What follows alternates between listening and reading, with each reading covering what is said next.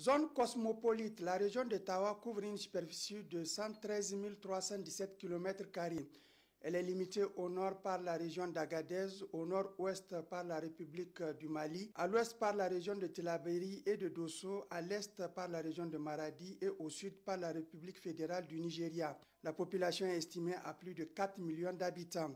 La région de Tawa, on le sait, est confrontée à un problème d'insécurité dans sa partie nord-ouest frontière avec le Mali, notamment à Tilia et à Tebram, marquée par des attaques terroristes qui endeuillent les populations, mais aussi au sud à Bangui, dans le département de Madawa, qui, en plus des conflits intercommunautaires par le passé, fait face à un nouveau phénomène le long de sa frontière, le kidnapping du fait de sa proximité avec le Nigeria. À cela s'ajoute la mauvaise campagne agricole 2020-2021 et ses conséquences sur les populations. C'est donc pour toutes ces raisons que le président de la République, chef de l'État, effectuera demain lundi 17 janvier une visite de travail de 3 jours dans la région de Tawa. Face à cette situation, le président de la République est très sensible à cette situation.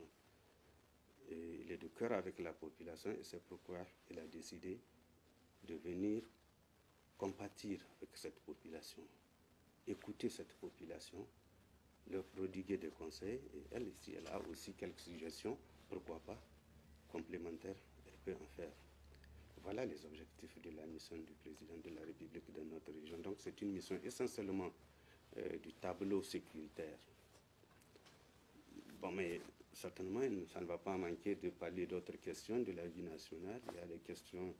de l'éducation. Au cours de son séjour dans la région de Tawa, le président de la République, Bazoum Mohamed, se rendra à Tilia, Tebram et Bangui, durement affectés par ce phénomène d'insécurité. Le chef de l'État aura des échanges avec les forces de défense et de sécurité et les populations civiles sur des questions de sécurité, de cohésion sociale et sur des aspects économiques. Plus qu'un symbole, cette visite du chef de l'État Bazoum Mohamed dans les localités durement affectées par l'insécurité vise à réaffirmer l'engagement et la détermination de l'État à lutter contre le terrorisme sur toutes ses formes, à encourager les forces de défense et de sécurité qui luttent avec courage contre les attaques terroristes et à exhorter les populations civiles à plus de coopération et de cohésion avec les FDS pour venir à bout de ce fléau. L'occasion sera également saisie par le chef de l'État pour rendre hommage à nos partenaires stratégiques dans la lutte contre l'insécurité et le banditisme armé, notamment l'Allemagne qui, grâce à sa coopération militaire, a mis en place à Tilia un bataillon de forces spéciales pour sécuriser cette zone, mais aussi la compagnie mobile de contrôle des frontières CMCF